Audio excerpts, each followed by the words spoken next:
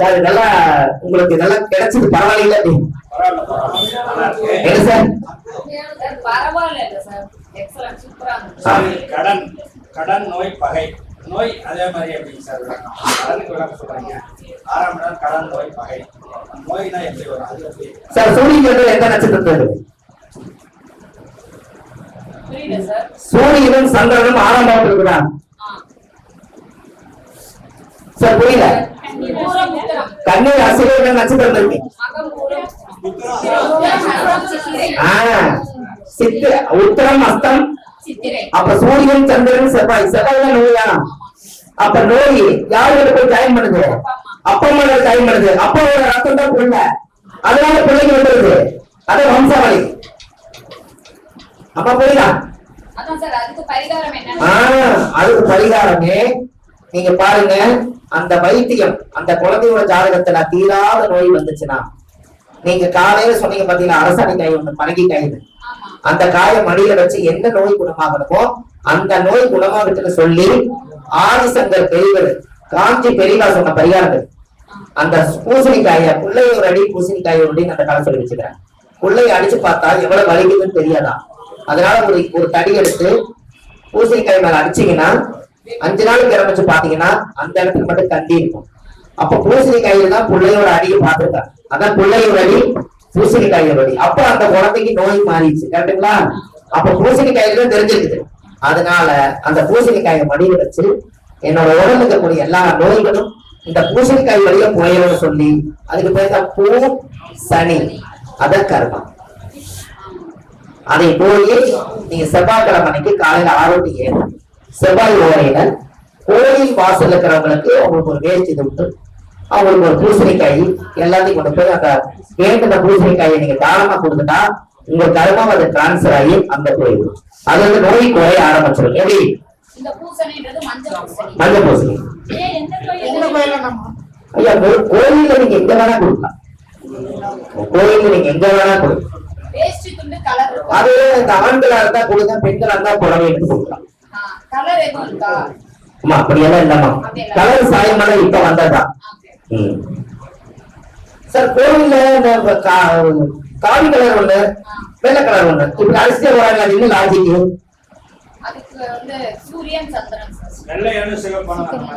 அது அது அடிச்சுட்டே போறாங்க. அது என்னங்க கோயில்ல பாத்தீங்கன்னா நல்ல நல்ல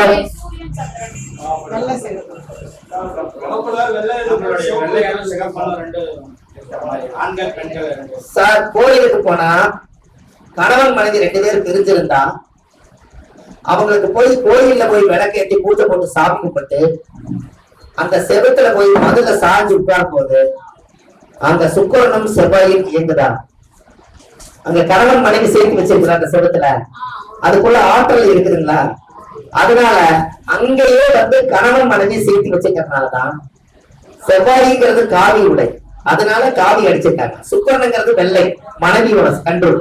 இது ரெண்டும் சேர்ந்து ஒரு கலரா அந்த காலத்திலேயே இதை அடிச்சு வச்சிருக்கிறது காரணமே கணவன் மனைவி என்னைக்கு கோயிலுக்குள்ள வந்து வேண்டுதல் பண்ணனால் அந்த சாமி வந்து ஆசீர்வாதம் பண்ணி சேர்த்து வைக்கணுங்கிறதுக்காகத்தான் செவத்திலேயே சேர்த்து வச்சுக்கிறாங்க.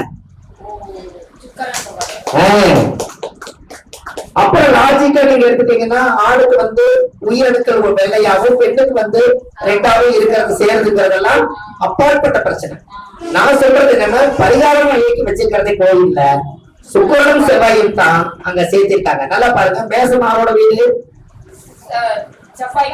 செவ்வாய் காவி, அப்படியே 7ஆம் பாவம் 150 இருப்பாங்க. Very good. அது என்ன?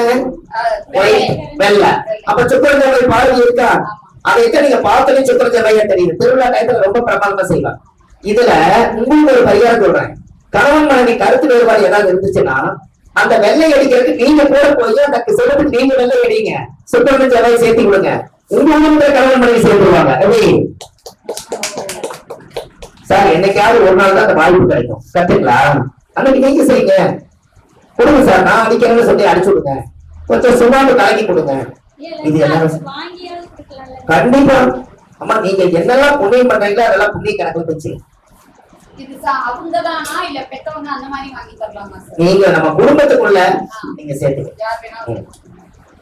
சார் அம்மிக்கல்லு ஆயுதி நட்சத்திரமா?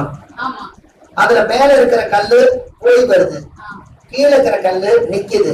இது ரெண்டும் சேர்ந்து தானே அரைக்குது. ஒரு அம்மிக்கல்ல வாங்கி கோயில வச்சுட்டு வந்தீங்கன்னா கூட கணவன் மனைவி சேர்ந்துருவாங்க. எப்படி? ஏன்? ஒன்னோட ஒண்ணு சேர்ந்தாதான் ஒரு பொருளா மாறும்.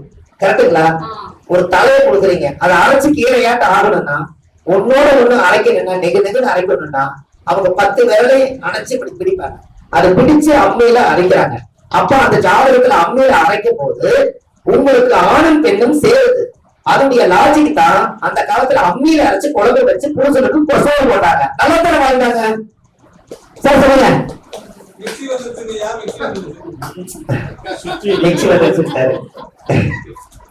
சார் அதெல்லாம் அந்த காலத்துல இருக்கா இல்லையா? இதெல்லாம் நீங்க கணவன் மனைவி சேரணும்னா கூட நீ இருக்கிற உறவு வாக்கு வாங்கி வயசான ஒரு பல்லு போனவங்களுக்கு அது வாங்கி வெத்தலை பாக்கு அது ஆக்கிவிட்ட. அதே போல ஒரு பொண்ணு கல்யாண ஆசையே வரமாட்டேங்குதுன்னு சொன்னா டெய்லி கோயிலுக்கு போய் 6 மணியை 3 தடவை அடிக்க சொல்லுங்க. ஒரு 10 நாள் 20 நாள் அடிக்க சொல்லுங்க. ஆட்டோமேட்டிக்கா உட்கார்ந்து அங்க தபம் பண்ண சொல்லுங்க, சாமி கும்பிட சொல்லுங்க. எல்லாமே மீனிங்ஸா தான் வச்சிருக்காங்க. சாமி கும்பிட்டு வந்தாங்கன்னா அந்த பொண்ணுக்கு ஒரு ஆசை வாசிகள் வரும். கல்யாண ஆசை வந்தா கல்யாணம் பண்ணி வச்சிருக்காங்க. சார் எல்லாமே அந்த காலத்துல யோசிச்சுதான் வச்சிருக்காங்க. எதுவுமே மறைக்காதீங்க. புரிஞ்சுங்களாமா? அப்போ அந்த காலத்துல சிற்பங்கள் முதல் கொண்டு எல்லாமே செஞ்சு வச்சுக்கிறதுல இருந்து ஒரு 6 மணிக்கு கூட எந்த மாதிரி வடிவம் அமைச்சு வச்சால் அதையே கூட ஒரு ரசிச்சு பார்ப்பாங்கிறதுக்காகத்தான் அப்படி வச்சிருக்காங்க. அந்த காலத்துல பெண்களை கோயிலுக்கு கூட்டிட்டு போனாங்கன்னா எல்லா சிலைகளையும் சுத்தி பார்த்தா உங்களுக்கு ஒரு ஆசாவாசிகள் வரும். இதெல்லாம் பெண்களுக்கு நான் சன்னியாசியா போறேன்னு சொன்னவங்களுக்காக வச்ச சிலை இதெல்லாம். சார் புரியுதா? நான் சன்னியாசியா போறேன், கட்ட பிரம்மச்சாரி ஆயிடுறேன், ஆண்களே வாழையின படக்கூடாதுன்னு நினைக்கிறவங்களுக்காக கோயில் அதையும் சேர்த்து கட்டியிருக்காங்க. இதெல்லாம் முன்னோர்கள் சற்று வச்ச விஷயம்.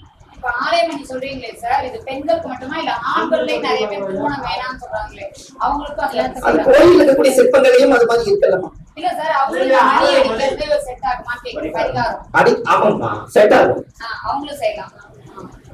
மணி இப்ப நீங்க செவ்வாய் சனி சேர்ந்துக்கிறவங்களுக்கு நான் என்ன சொல்லிட்டு இருக்கேன், செவ்வாயும் சனி சேர்ந்தா யுத்தமா? ஏதாவது ஒரு பக்கம் ஒரு விருது நடக்குன்னு சொல்றாங்களா? 6 மணி வாங்கி கோயில கட்டி விட்டா யுத்தத்தை அடிக்கிறாங்கல்ல, அடிக்கடிக்க அந்த தோசை கழிவுல செவ்வாய் சனி சேர்த்து இருக்கிறவங்க 6 மணி வாங்கி கட்டி வச்சிருக்காங்க. சந்திரன் சனி சேர்ந்தா புனர்வு தோசமா? சொல்லுங்க. அதுக்கு நீங்க என்ன பரிகாரம் தெரியுங்களா? தேங்காய் இருக்கலாம். தேங்காய் இருமுடி கட்ட போது ஓட்ட போடுவாங்க பாத்துக்கலாம். என்ன பண்ணுவாங்க? தேங்காயில ஓட்ட போது தண்ணி வெளியே எடுத்துவாங்க. எடுத்துட்டு நெய் அரைக்கிறாங்கல்ல, அதுக்கு பதிலா எள்ளு இருக்கலமா, எள்ளு. அந்த எண்ணெய் உங்களோட எவ்வளவு வயசு அவ்வளவு வயசு ஊத்தி அந்த எண்ணெய் தூக்கி அந்த தேங்காய்க்குள்ள உள்ள போட்டு சின்ன ஒரு மரக்கட்டையாட்ட வச்சு உள்ள அடைச்சு தேங்காயும் ஒரு எத்தனை வயசு ஊத்தி அதை அக்கினியில வச்சு எரிச்சு கொண்டு போய் சாப்பிட கொட்டிருங்க. சந்தனம் என்பது உள்ளுக்குள்ள தேங்காய் வெள்ள, சனி என்பது எள்ளு, எல்லா வருஷமும் அதோட போயிருக்காருமா. எப்படி சந்திரன் சேர்க்க இதுக்கு முன்னாடி பரிகாரம் என்ன சொல்லி தந்தீங்களா? ஒரு 6 மாசத்துக்கு முன்னாடி கோயில சென்டர் ஸ்டாண்ட் இருக்கலாமா, அது கருப்பா இருக்கா, அதுல இருந்து ஒயிட் கலர் பைப் எடுத்து கீழே கொண்டு வந்து சாமிக்கு வந்து தீர்த்த குடிக்கிறதுக்கு ஒயிட் கலர்ல பைப் போட்டு கொடுங்க. அங்க சனிங்க கீழே சந்திர, அந்த மாதிரி தண்ணியும் சந்திர தோசை பைப்பு தரையில்லாத விதத்தில் இருங்க. சார் புரியுதா? நீங்க அமைதியாக பார்த்தா யோசிக்கிறீங்க சார். இந்த பக்கம் முன்னாடி அமைதியா இருக்கு என்ன சார்? இது எல்லாமே பரிகாரமா இருக்குங்க. சந்திரனோட சனி சேர்ந்தால் பயண கிரகம் வேகமா போற பயண கிரகம் சந்திரன், தாமதமா போற கிரகம் சனி. இது ரெண்டும் தடையை நீக்கணும்னு சொன்னால் மேலிருந்து வரக்கூடிய பைப்பு ஸ்ட்ரெயிட்டா போட்டு தண்ணி சாமிக்கு போய் விழுந்துச்சுன்னா அது குளிர்ச்சியான நம்ம மனசு குளிர்ச்சியாகுமா. திருமண தடை தோஷம் முதல் கொண்டு தொழில் தடை தோஷம் முதல் கொண்டு கிடத்தியாது. இதெல்லாம் இப்பத்த விஞ்ஞானத்துக்கும் பொருந்தும், தேங்காய் பரிகாரம் பொருந்தும். அந்த காலத்துல கர்மாவை எப்படி எரிச்சாங்கன்னா எள்ளு வழியில தான் கர்மாவை இறைச்சிருக்காங்க. அந்த காலத்துல பச்சரிசி மாவுல உருவம் செஞ்சு தலையை சுத்தி அந்த பிரேதத்து மேல அந்த உருவத்து மேல போடுவீங்க, என் கர்மம் நீ ஏத்துக்கோ அப்படி ஏற்ற ஒரு எலுமிச்சை பழத்தை கட் பண்ணி ஒரு பலி கொடுத்து அதை எடுத்து கொண்டு போய் தலையெல்லாம் சுத்தி கொண்டு போய் பதக்க செஞ்சு கொண்டு போய் உச்சந்தியில வைப்பாங்க. இல்லாட்டி கோயில போய் நதியில போடுவாங்க. அத்தனை கர்மாவையும் நெற்றிக்கண் உள்ள சிவனே அதை தாங்குவார். அதனாலதான் எல்லாம் கொண்டு போய் சனி கிட்ட கொடுங்க. சூரியன் ஆளுங்க தேங்காய் தானே, சனி யாரு மகன் தானே. அப்ப அப்பவும் மகன் தானே செய்யறது. அதை கொண்டு போய் அதை நெருப்புதான் நீங்க சொல்றோம். அப்ப யாரு உருவாக்கப்பட்ட அந்த குழந்தைய? அப்ப சூரியன் தானே, நெருப்புலயே வச்சிருங்க, வந்த வழியே திருப்பட்டும். கட்டுங்களாமா? இப்ப நீங்க என்ன சொன்னாங்க? இதுக்கு அடுத்த ஒரு சேவத்தை தான் மீட்டிங் போட்டோம்மா. சேலம் மட்டும் பூரட்டாதி, அந்த ஊர் மட்டும் பூரட்டாதி. அது பூரட்டாதி எங்குது, அது மாம்பழம். கேட்டுங்களா? முதல்ல எனக்கு பூர நட்சத்திரத்துக்கு பூரட்டாதி 15வது நட்சத்திரம். பூர்வ ஜென்மம் வந்த நட்சத்திரம் பூரட்டாதி. அது உதயனுடைய நட்சத்திரம் வேற. அடிக்கடி சேலம் போயிட்டு வந்தா நம்மளுக்கு காசு வரும். சேலத்துல டீ சாப்பிட்டு அங்க ஏதாவது நேரம் கோயிலுக்கு சாமி கும்பிட்டு அந்த மண்ணை மிதிச்சுட்டு வந்தா பூர்வ ஜென்மம் பண்ண தொடர்பு எப்படி இருக்கு நடத்தலாம். பூர்வீகம் போயிட்டு வர மாதிரி அவங்க நட்சத்திரத்துக்கு அவங்க பூமி போயிட்டுவாங்க சார். பெரும்பலத்தை திரும்பி பார்க்கணும்ல, கட்டளைங்களா? எல்லாமே பரிகாரத்துக்குள்ள, எல்லாமே அதுக்குள்ள. அப்போ நாம எடுக்கிற விதிமுறைகள், ஒருத்தர் ஜாதகமாக வந்துட்டாரு, வாங்கின உடனே என்ன சொல்றதுன்னு தெரியாம ஒரு நிமிஷம் மாறி போயிடலாம் சார். அவங்க வந்ததையும் எழுதுறது இல்ல, என்ன சொல்றது, எப்படி சொல்றது, என்னதான் படிச்சு வச்சதா படிச்சதா சொன்னா கேட்பாங்களா? கேட்க மாட்டாங்க. அப்ப அவர் வந்து உட்காரும் போது அவருடைய ஸ்டைல், அவர் வரக்கூடிய சகனம், அவருடைய பேசுற விதம், இது எல்லாம் நம்மளுக்கு ஜோசியம் காமிச்சு கொடுக்கும். ஒரு அம்மா வேற விதமா வந்துச்சு, தண்ணி எங்க இருக்கு, தண்ணி எங்க இருக்குன்னு, தண்ணி அங்க இருக்குமாங்க, குடிச்சு தண்ணி கூட விழுங்கிருச்சு. அப்புறம் பிரசனம் பார்க்க வந்துச்சு. பிரசனம் பார்த்த உதயத்துணை பாப்பு, ஏமா யாராவது ஆஸ்பத்திரியில நீங்க எல்லாம் செஞ்சுட்டு வந்தீங்களா அப்படின்னு. சரி கையில எல்லாம் கை வச்சுக்கிறீங்க அப்படின்னு. இல்லையாமா பாரு ஒண்ணு இல்லை, எங்குள்ள ஆஸ்பத்திரியில போது எப்படி தெரிஞ்சு அந்த மாதிரி சொல்லுது.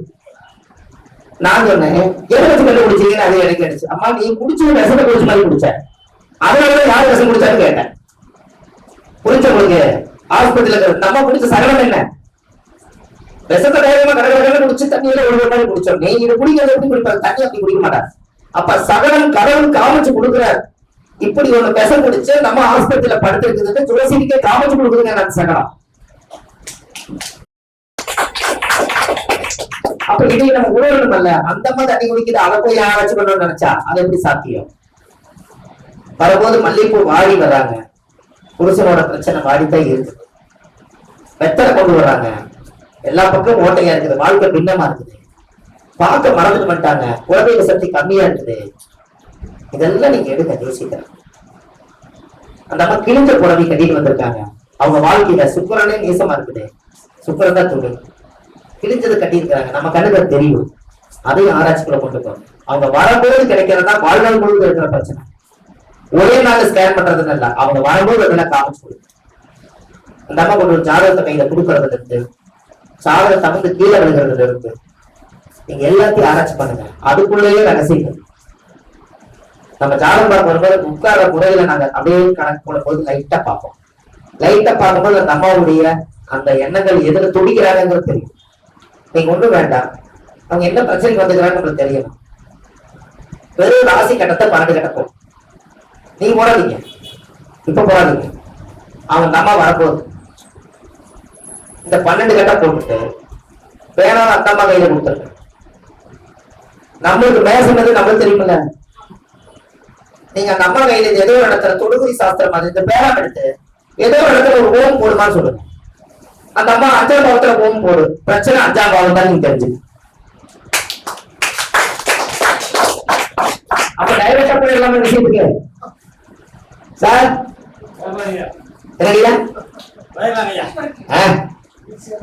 சரி ஓம் தான் போட சொன்னாங்க, அந்த அம்மா ஓம் போட்டுருச்சு. நம்ம இனிமேல் ஓங்காரம் போடலாம், தெரிஞ்சிருச்சல சார். பிரச்சனை அங்கே இருக்குது, நீங்க கேட்டு கண்டுபிடிச்சா அவங்க சொன்னா ஆரம்பத்துல விட வேணும்ல. இன்னொரு ஓம் போடுமான்னு சொல்லுங்க, ஏன்னா இன்னொரு கேள்வி கேட்டாலும் கேட்குது இல்லைங்களா. இன்னொரு ஓம் போடுங்கன்னு சொல்லுங்க. அந்த அம்மா 4ஆம் பாவத்துல போடுது, தாய் தான் பிரச்சனை, வீடு தான் பிரச்சனை. இந்த 2 சொன்னீங்கன்னா நமக்கு ஜோசி முடிஞ்சது. அதுக்கு கரெக்டான பரிகாரம், கரெக்டான வழிகாட்டிட்டு நீங்க பாட்டுக்கு ஜாதகத்தை படிச்சு வாழ்த்து கையில கொடுத்துடலாமல்லங்கிற. என்ன சார் அப்பா ஆச்சரியமா பாக்குறாங்க. தொடுகுடி சாஸ்திரம் சொல்லிட்டு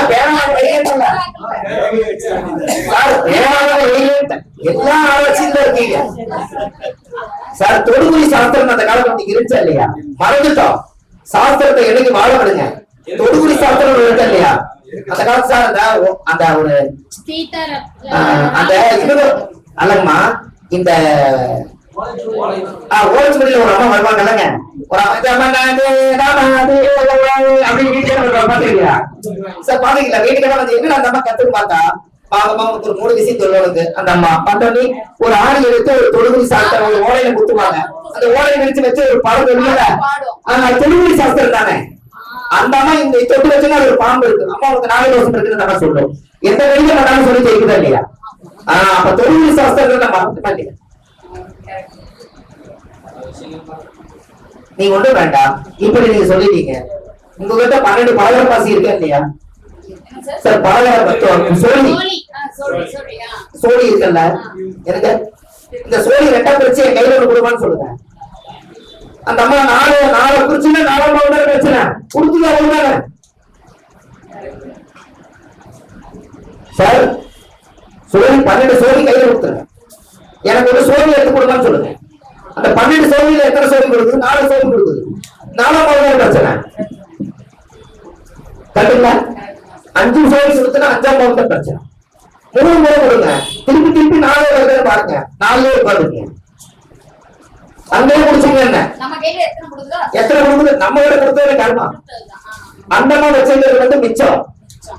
நம்ம கிட்ட கொடுத்து சொல்லுங்கன்னு சொல்லுது, நாம கிட்ட கூடாதுல்ல. நீ 4ஆம் பாவத்துல 7ஆம் பாவத்துல கல்யாணம் ஆகாத உங்களுக்கு கல்யாணம் ஆயிடுச்சு.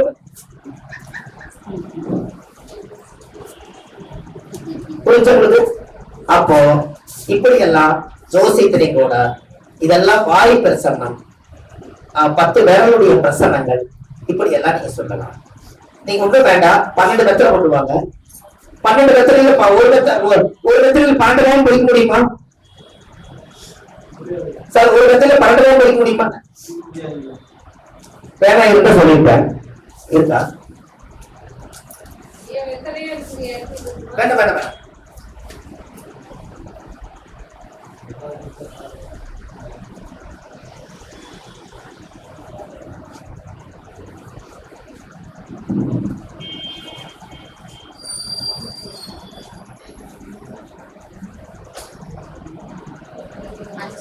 சார் இது தெரியுது, 5 கீழே 6 இருக்குல்ல சார்? இது மேல இருக்குல்ல சார்? இது வந்து 1 2 3 4 5 6 7 8 9 10 11 12 வந்துருச்சா?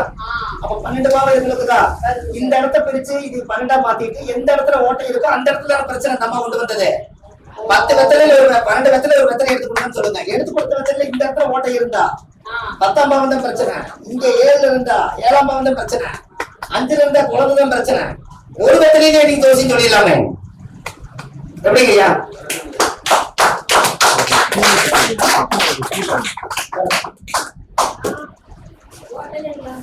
சார் ஒரே வெத்தலை கரெக்டுங்களா?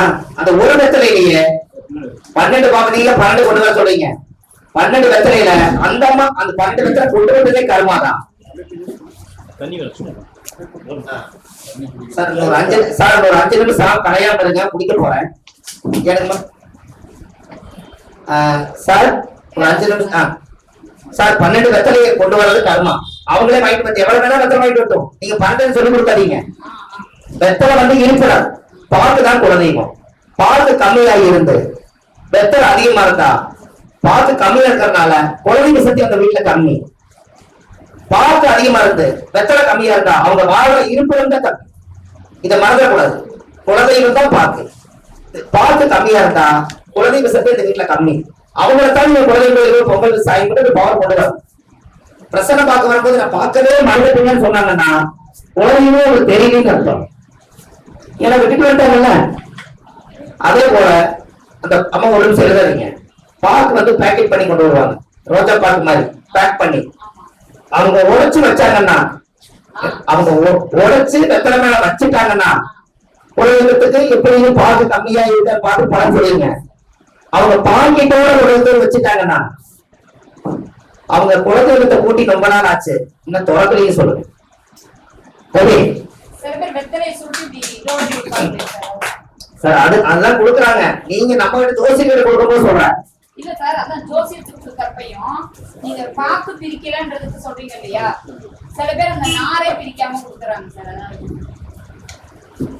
வெத்தலைய சுருட்டியே இப்படி நார் போட்டு இப்படியே தராங்க.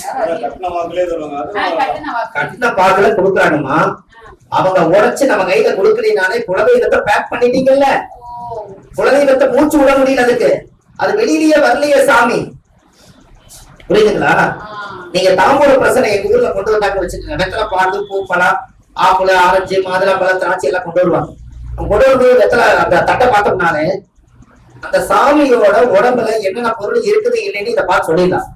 ஒரு சாதாரண ஒரு திராட்சை, கருப்பா ஒரு திராட்சை இருக்கு இல்லைங்களா, அந்த திராட்சை நீங்க வாங்கிட்டு வந்தீங்கன்னா அவங்க ஜாதகம் வந்து குலதெய்வத்துக்கு வந்து சாமிக்கு வந்து கால சலங்கி இருக்கான்னு கேட்டா, இங்க கருப்பு திராட்சை இல்லைன்னா அந்த அம்மாவோட கால சலங்கி இல்லைன்னு சொல்லுங்க.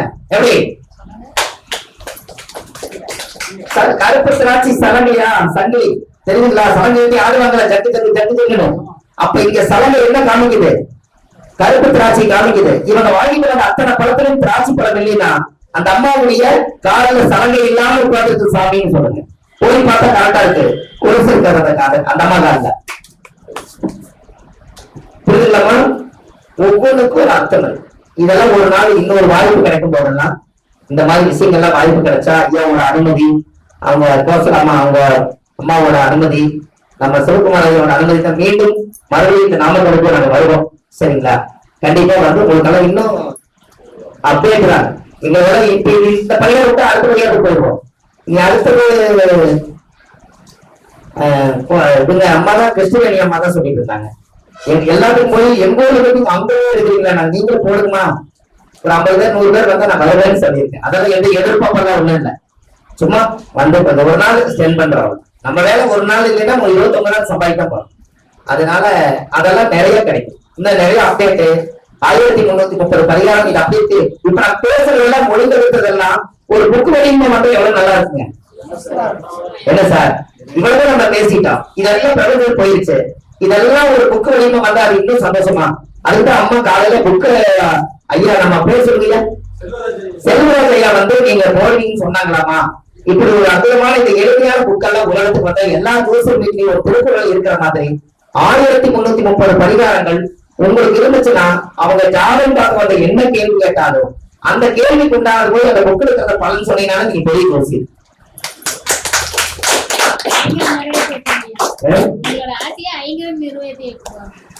இருக்கட்டுங்க. அவங்க என்ன பாக்கல, அவங்க அந்த நல்ல ஒரு புனிதமான ஒரு தெய்வ பிறவி நான் பார்க்கணும். ஆனா ஒரு டைம் பார்த்தேன் முதல் ஐயாவுடைய இதுல பார்த்தேன். ஆனா இதனால பேசிக்க முடியல. இதுதான் ஐயாவா எனக்கு தெரியாது. முதல் அறிமுகம். இன்னைக்கு முதல் விநாயகர் சொல்லி அதை போட்டு இன்னைக்கு 2வது கிளாஸ் இவங்களே வாங்கிட்டாங்க. அப்ப என்னன்னா நமக்கு ஏதோ இந்த ஊருக்கும் அவங்க ஐயாவுக்கும் ஏதோ ஒரு பூர்வ ஜென்ம பந்தம் இருக்குது. அதனால நீங்க எங்களை எல்லாம் வச்சு எங்களுக்கு தெரிஞ்ச விஷயத்தால நீங்க வாங்குறீங்க. அப்ப கற்றோருக்கு சென்ற இடம்லாம் சிறப்பா நம்ம என்ன பண்ணிருக்கோம், நம்ம ஏற்கனவே மூளை வச்சு சொல்றோம். அப்ப இப்படி எல்லாம் ஜோதிடத்துல அற்புதமான விஷயங்களா இருக்கு. ஜாதகத்துல தேடிக்கிட்டே போனா கடைசி வரைக்கும் எங்கெல்லாம் முடிவுன்னு தெரியாது. ஆனா பரிகாரங்கிறது நெல்லாயிரும். ஒரு இடத்துல போய் செஞ்சு அவங்க பலன் அடைஞ்சிட்டாங்கன்னா நல்லா இருக்கு. இப்ப நீங்க பாருங்க, அந்த தேர்தல் எல்லாம் எடுத்து ஊத்துறது. நான் அந்த தாமரைக்கும் கூட நான் சொன்னேன், தாமரை விதை காசு தங்கினா தாமரை விதையை நாட்டு மருந்து கடைகளில் வாங்கிட்டு போய் தாமரை குளத்தை கொண்டு போய் விதையை போட்டு விட்டீங்கன்னா ஒரு 3 மாசத்துக்கு தாமரை குழைச்சு மேல வந்து தாமரையா மலர்ந்தடிக்கும். அப்போ உங்க வீட்டுல காசு தங்குமல்ல, அப்ப தங்குங்க, அது செய்யுங்க. சின்ன சின்ன பரிகாரம் பல மக்களுக்கு சொல்லுங்க. இதெல்லாம் ஆதிகால பரிகாரம். பிளஸ் அந்த காலத்துல தாமரை குளத்திலேயே ஒருத்தர் குளிச்சாங்க. கரெக்டுங்களா? குளம் இருக்கும், அதுல தாமரை இருக்கும். இவங்க ஓரங்களை குளிச்சுட்டு வருவாங்க. ஆல்ரெடி அந்த தாமரை தானே குளிச்சிருக்காங்க. அந்த தண்டு, அந்த எசன்ஸ், அந்த சேரு சகதி இதெல்லாம் கொஞ்சம் ஓரமா போயிட்டு இருந்துக்கும். சின்ன அந்த இறந்த தொகை மட்டும் இருக்கும், அந்த தண்ணி இருக்கும். அங்க போய் அப்படியே குளிச்சு மூழ்கிட்டு சூரிய நமஸ்காரம் பண்ணிட்டு வருவாங்க. அவ்வளவு அற்புதமா ஆரோக்கியமா வாழ்ந்தாங்க. அப்ப தாமரை தீர்த்தத்துல நம்ம குளிக்கிறது சரிதானே? என்னங்கம்மா? இப்ப அம்மா கூட சொன்னாங்க பரிவர்த்தனை யோகம் சொன்னாங்க. சூரியனும் சுக்கரனும் பரிவர்த்தனை யோகம் இருந்தா அப்ப சூரியனுங்கிறது ஞாயிறு, சுக்கிரனுங்கிறது வெள்ளி. அப்ப வெள்ளிக்கிழமை அன்னைக்கு